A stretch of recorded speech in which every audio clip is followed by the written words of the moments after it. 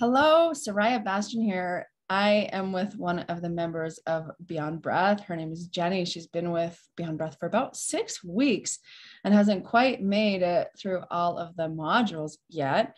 But I wanted to bring her on and have her share with you the experience that she's had within Beyond Breath so far. So welcome, Jenny. Thank you so much for joining us today.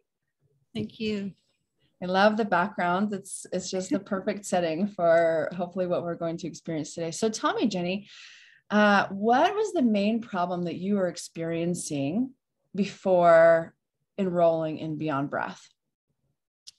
I think the main issue was trying to make a decision about what I wanted to do, stay or leave, and then just overthinking, indecisiveness, running scenarios in my head, intrusive thoughts about betrayal and lies, and trying to piece the timeline together of things I hadn't known, doing a deep dive, playing detective, just overwhelmed. And I was sick in bed. I had been in there for 2 months and I couldn't get out because my chronic illness, which is related to stress, flared up, and it just was getting worse and worse and not better. And I just felt I had to do something. Yeah, that's right. I remember that from our talk.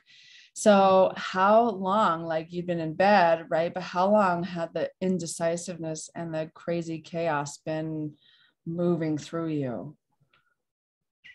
Well, September 12th was the day it started. So it had been a couple of months. So September 12th, 2020. 21. That was my breaking point. That led me. Before that, it would have been 27 years. 27 years. Yeah. I'm trying to decide. Yeah. Yeah. Wow. What, with this indecisiveness, this crazy, this chaos, this research, this trying to fix, like 27 years of turmoil, what had you done to try to fix it or to try to find that peace?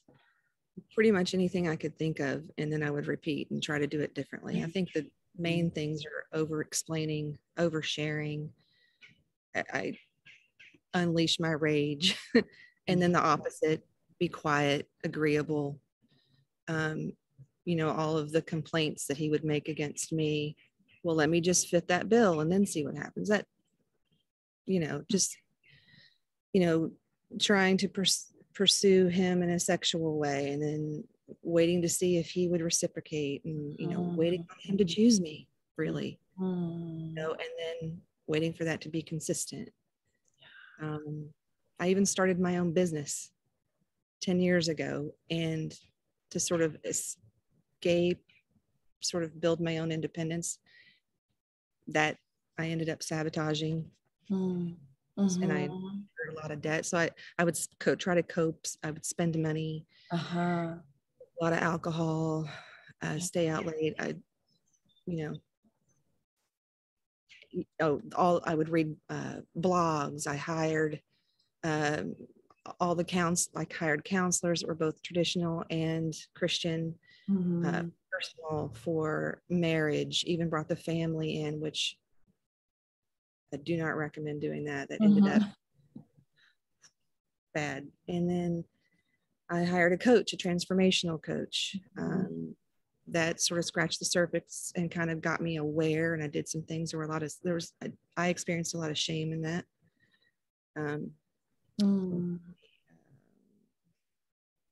Playing detective, so that if I knew what was going on, somehow the knowledge would make me clear, decide. Yeah, Totally. I can just show you that I know, you'll stop. Yeah, right. Or for me, like, it was, let me gain all this ammunition, right, and pack my bags and threaten to leave, and then not. Yeah, because I've done it so many times. I've retreated several times over the years, but then what happens is, well, if I can just do different and be different. Always put responsibility on myself for his decisions. Yes. That's windy.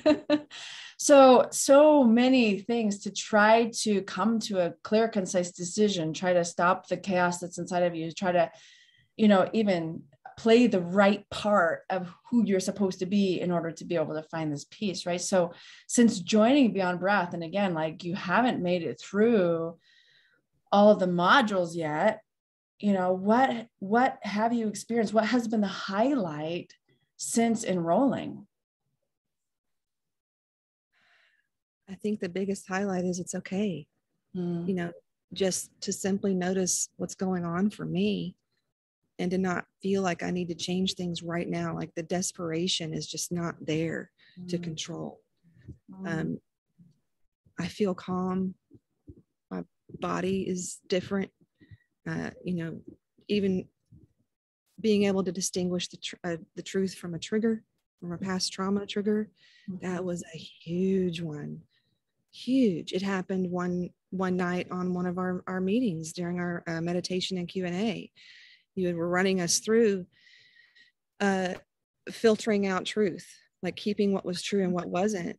And I remember I nearly had an anxiety attack, and we don't really say much. We observe and we, have our own experience sometimes. And it was a rough one for me. And you said, if your body is doing something, but you're not in a place of calm and compassion, that might be a trigger and not a truth. And I remember in the beginning of the meditation, you had walked us through getting to a place of calmness and compassion. And I really struggled getting there. I just wasn't there, but I was trying to force my way through. And later on, I tried to do the exact same thing, and I noticed I didn't have a response. It was huge. To actually physically feel the difference between being in a place of calm and compassion and then thinking of things and how to react in my body. And then actually knowing, okay, I'm definitely in a place of calm and compassion, and then thinking of those things and being just freaking fine. Yeah. So that's something I've been learning, and it's a process. Yeah. Yes. But so tangible, right? To be able to, really embody yourself once more and be aware of those finite things instead of like are you okay with me sharing your email to me the other day, right? Like when you say that your body was screaming that everything was dangerous, and now you found quiet. And so and because you're here now and can decipher between the small nuances of danger and of peace, and being able to listen to the whispers instead of the screams and step into trusting yourself, right? And I can only imagine how that would, and that's what the whole point is, right? Is to be able to come back to a place of trust and control within yourself to where you can make that decision to be able to move forward. And it doesn't have to be a hard decision, one that doesn't have movement within it, right? But you're not in a rush. There's no desperation because you're here. Right. I That's love definitely, it reminds me of, I don't have to make like a light switch decision. It can be fluid. That was a big thing. Yeah. So what would you say that you've learned so far in Beyond Breath that has really transformed things for you?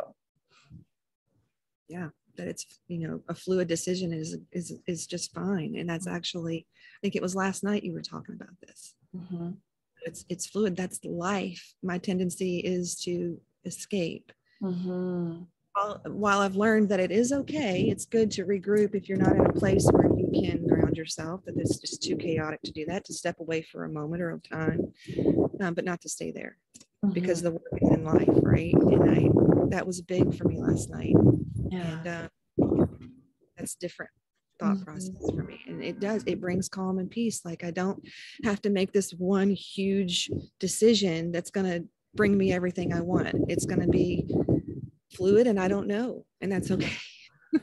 And it's okay. Oh my gosh. I feel like your whole body just like, it's okay that I don't know what to do, and I'm not wasting my time circling around him, right? I'm doing the work that I need to do. So when that decision is clear, I can step into that fully.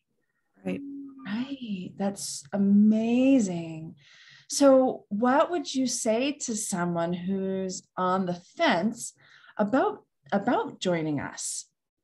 I would say trust your instinct, because your mind is going to rationalize 100 different things about why you shouldn't and what people are going to say and then regret you might have. And is it going to be worth it? The list goes on. I would say trust your instinct, and go with your gut. And I would also say, if you're struggling with cost, the value far, far, far goes way beyond the cost. And it's lifetime. I didn't even realize that when I signed up. I found that out and I thought, wait, I got more than 8 weeks here. No. Yeah. Yeah. Nothing I've ever experienced, and I've definitely signed up for a lot of things. I love that. I love that so much. And it's hard because so many of us are living with the distrust of our gut feeling, right? And so here I am teaching you the idea that you have to learn how to trust yourself, and taking that step to even pursue Beyond Breath might be that first step towards trusting your gut, because right now you don't. And for so many of us, that fear is already in the driver's seat. And so we're like, no, I can't do this. And then it takes control even more. And whereas if you do just listen to your gut, maybe just this one time, you'll learn to over and over and over again and find that answer, that peace, that clarity that you're seeking. Yeah. I love that. I love that. Jenny, thank you so much for joining me today. I really love it. And I love your trees. Like, I can't get over your trees. I want to join you where you are. Jenny's on the opposite side of the country that I am. And I just love that we can connect in this way. So thank you for trusting me. Thank you for being part of Beyond Breath. Thank you for sharing your story with us. And I just love you. Thank you. I love you too, Sariah. All right. Thank you. If this calls to you, then watch my webinar, schedule a free consultation with me. Let's get going with this. You can have this too. Like, Jenny was just like you, and it's available. I was just like you, and it's available for you. So if this calls to you, reach out. I'm here for you. I love you. Bye-bye.